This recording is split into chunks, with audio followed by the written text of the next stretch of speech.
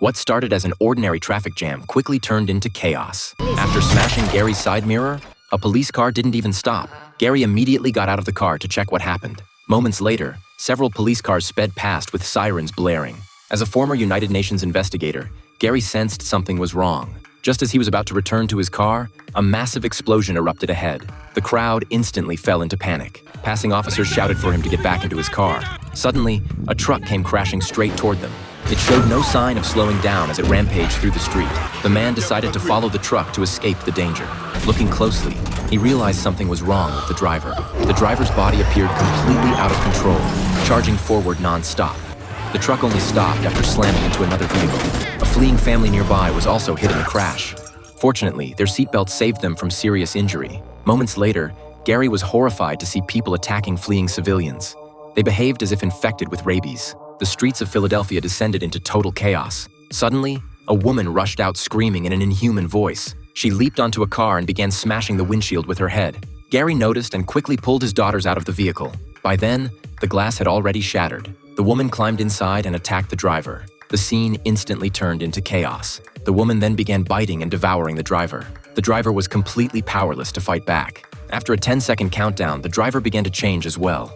His body twisted uncontrollably. When he stood up again, his eyes had turned gray and lifeless. Black veins spread across his face, just like the woman before him. He began attacking everyone nearby. He dragged them out of their cars and tore into them. Seeing this, Rick quickly jumped into a nearby vehicle. Those who were bitten soon began to mutate. They turned on others and launched violent attacks. Rick's wife kicked a zombie clinging to the car, sending it flying. More and more people were infected on the streets. They began attacking anyone in sight. The streets filled with fleeing crowds and chasing zombies. Philadelphia was engulfed in smoke.